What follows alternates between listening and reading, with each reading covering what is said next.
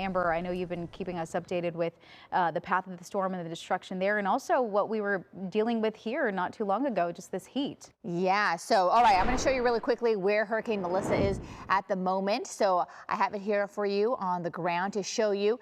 We definitely are looking at it's still pretty potentially going to stay a hurricane as we head into the next 24 hours. So you could see, as you mentioned, that it is going to be affecting the Bahamas and Turks and Caicos as we head into the latter part of today. And then we're looking at the outer bands really affecting them. They're still under that hurricane warning. But the good news is that it's going to continue to trek more to the northeast. So with that path, it's going to shoot away from the United States. But here in Southern California, we have been dealing with some really hot weather, unseasonably hot conditions, the first Santa Ana wind event of the season.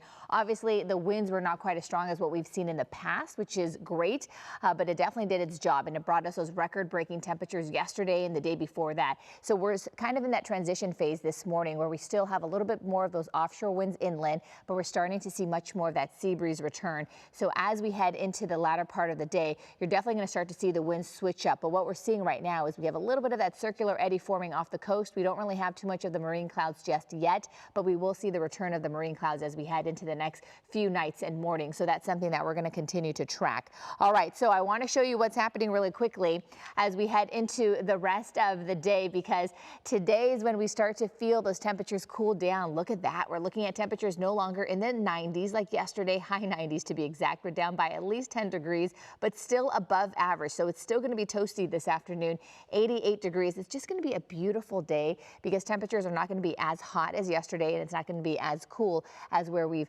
been feeling before in the past. So we're down by 5 to 10 degrees, but we're still going to stay above average. The sea breeze will return and continue to increase, and that will also translate into more of the drier conditions as we head into the next few days here in Southern California. All right, I want to show you our highs because our highs, as I mentioned, not as hot, and so we're not seeing as much red. We're starting to see a little bit more of the oranges start to pop up, which is great. We're still looking at those temperatures for the valleys in the low 90s. We'll have low 90s also for the Santa Clarita Valley, and then right along the coast, temperatures are still going to be warm.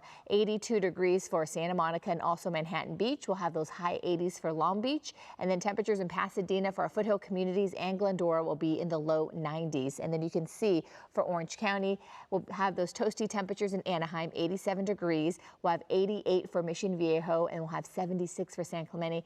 And then here's a look at our Inland Empire communities. We'll have 92 for Ontario, 93 for Lake Elsinore, and 92 also for the San Bernardino areas. So again, today's still going to be really nice and warm out there, but things are going to slowly start to cool down. I know we're heading into Halloween Friday, so all eyes are probably looking at the forecast. And usually this time of year for us, we definitely see those temperatures stay warmer than normal, and we're still going to feel the warmer than normal conditions, but it's definitely going to feel much cooler than today. So here's a quick look at the wind forecast. So we had the weakening offshore winds yesterday. So today, this is why we're looking at temperatures a little cooler, because we're going to start to see that sea breeze increase as we head into the evening and into the overnight hours. So that's going to really help cool things down as we head into tomorrow. So we go from 88 today to low 80s for Halloween Friday. And then here's a look at what happens as we head into this upcoming weekend. We're going to continue to stay in the low 80s. We don't get down into the 70s until Tuesday and Wednesday of next week, but you could see